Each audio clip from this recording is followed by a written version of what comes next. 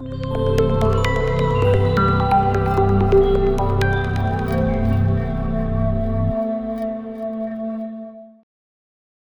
en esta sección podemos deducir algunas relaciones útiles entre la rapidez y las aceleraciones angulares de un objeto rígido en rotación y la rapidez y la aceleración translacional de un punto en el objeto.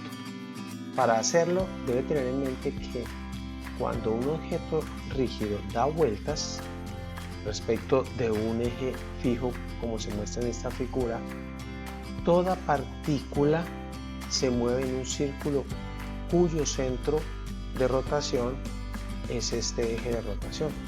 Por ejemplo, el punto P que se está moviendo, el vector de velocidad translacional, este vector rojo, siempre es tangente a la trayectoria circular que está ejecutando y por ende se llama velocidad tangencial. Ahora, la magnitud de esa velocidad tangencial sabemos que es ds de t. Entonces podemos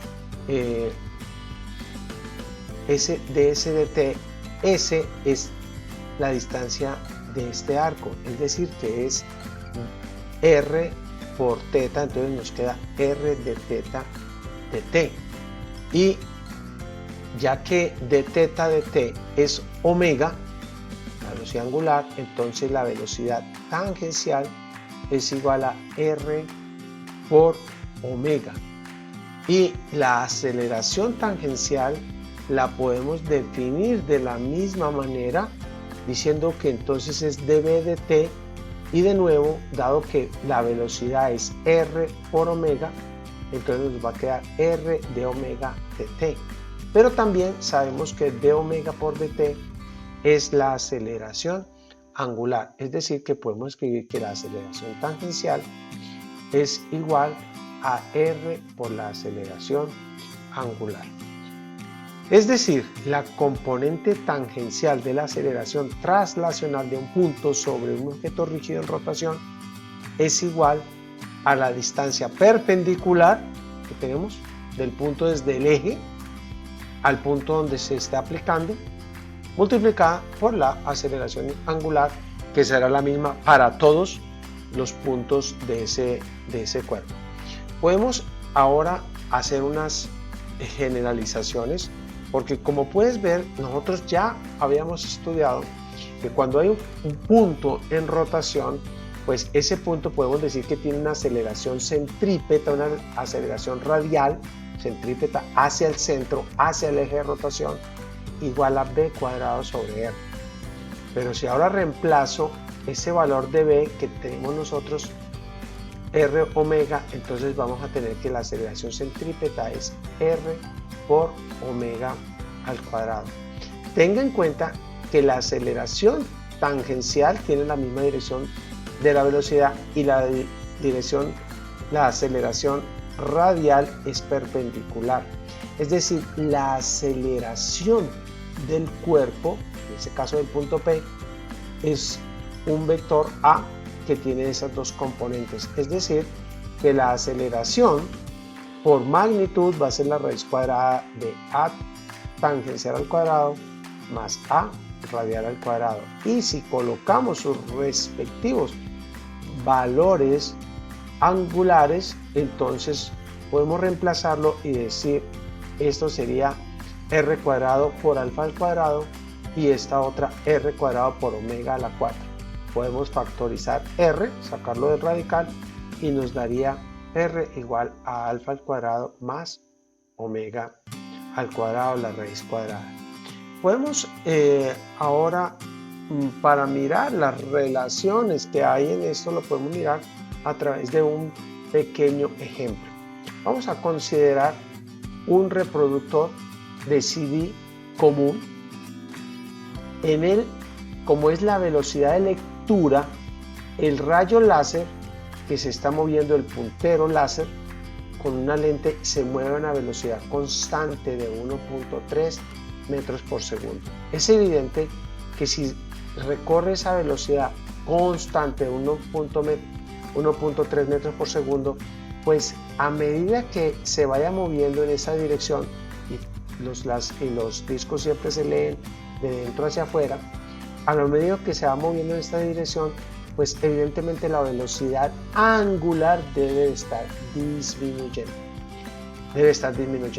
Entonces viene la primera pregunta, dice, encuentre la rapidez angular del disco en revoluciones por minuto cuando la información se lee desde la primera pista, adentro, a 23 milímetros de distancia, y la pista más externa a 58 milímetros. Pues, ¿qué tenemos que hacer?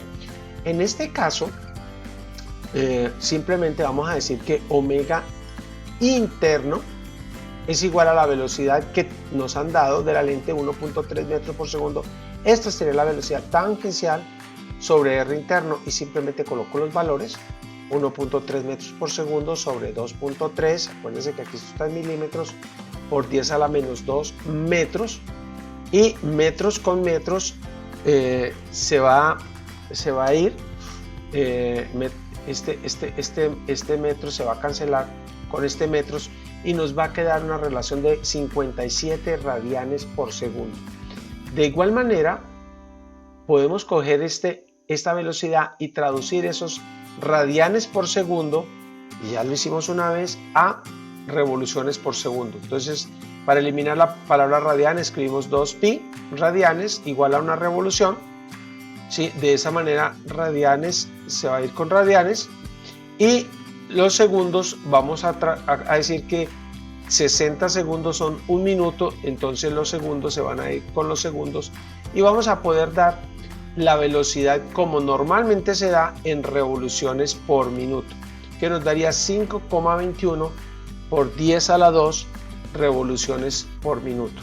Podemos calcular la velocidad final de igual manera.